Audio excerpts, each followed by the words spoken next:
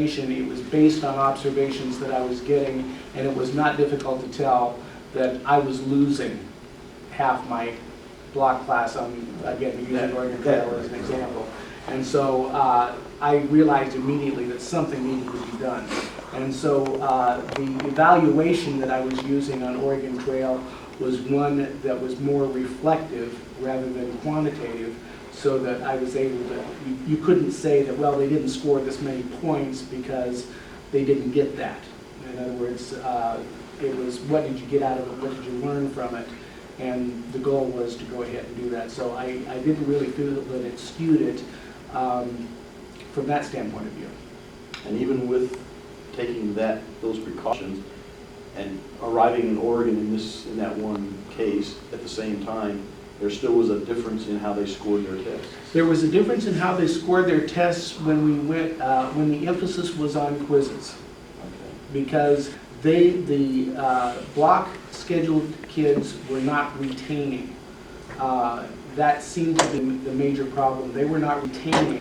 If I taught it on Monday and we quizzed the next time we met, it might be the next Monday. Okay, where if we're doing it daily, if I'm teaching Monday, Tuesday, Wednesday, Thursday, I can quiz them on Friday, and it's all fresh. There's not a weekend gap in there or a 2 or 3 day gap in there. And in my conclusions in my project, that's the thing that I found I thought that affected it most, was that lack of daily contact and the fact that they were just not retaining it because there was too big of a gap between when the instruction was given and when they were being evaluated on it. And they're not going to do anything to help themselves over that gap.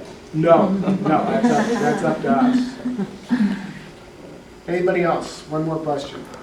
I wondered, have you looked into older kids, like the high school idea? I have not been into it. That my goal is to go ahead and evaluate the senior high students on the same type of a basis, and then, like I say, also to go ahead and take a look. I'm very interested at how this whole concept applies school-wide to us, and that's something that we can work together on as researchers, because that's something that may apply differently to our school, probably does apply differently to our school than to even another school our size, as opposed to a public high school with 1,200 students. The school is different, and what we're looking for are the results that apply to our school and our students. So those are projects that I definitely have in mind for the future.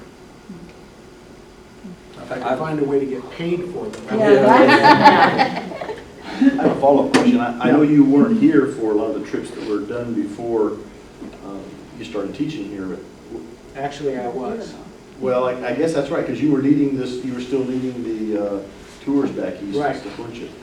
It would be interesting to me to find out how the students in the past compared to what they are right now. Just even though we don't have a block schedule back then for a lot of that. Anecdotally, just from what I have observed as an escort, and I mean, I basically started East Side's Washington program 12 years ago. And the students today are better prepared, more aware, and they retain more. And one of the things that I have seen is that looking at my junior class and my senior class, I find kids in those classes that were on the 8th grade trip back before I was teaching here, but when I was leading it, that go to those wow moments where you're talking about something and wow, I was standing right there when you're showing a picture, and they remember it and it comes back. And I find that that is increasing, because when we first started out, it was just a fun field trip.